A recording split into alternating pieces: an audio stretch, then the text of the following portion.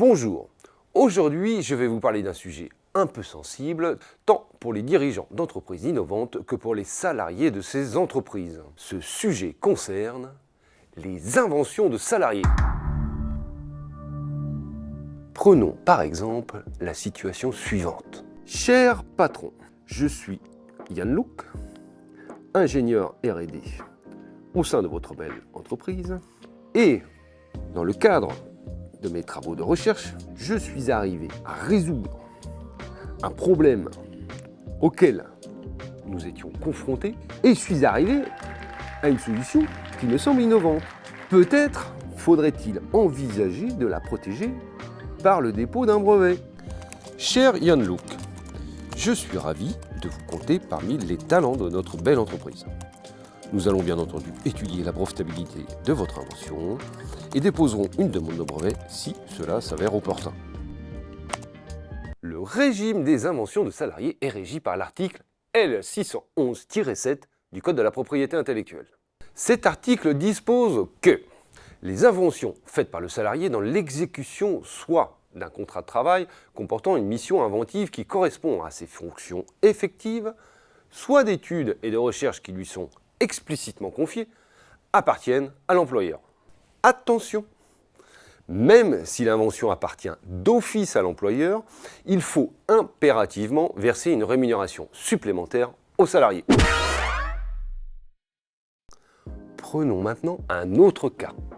Cher patron, je suis Yann Louk, au service comptabilité de votre belle entreprise.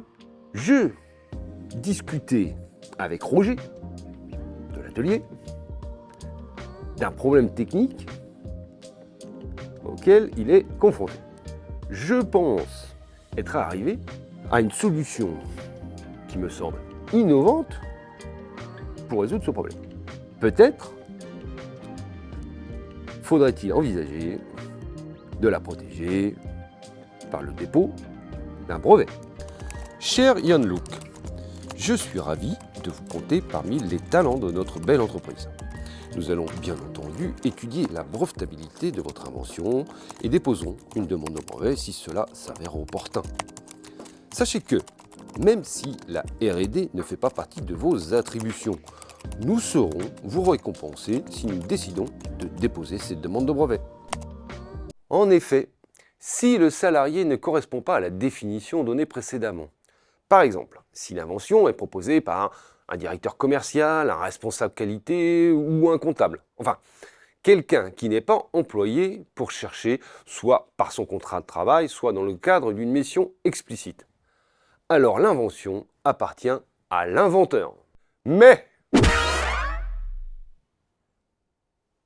lorsqu'une invention est faite par un salarié, soit dans le cours de l'exécution de ses fonctions, soit dans le domaine des activités de l'entreprise, soit par la connaissance ou l'utilisation des techniques ou des moyens spécifiques à l'entreprise, ou de données procurées par elle, l'employeur a le droit, dans des conditions particulières, de se faire attribuer la propriété ou la jouissance de tout ou partie des droits attachés au brevet protégeant l'invention de son salarié. Et c'est pas tout!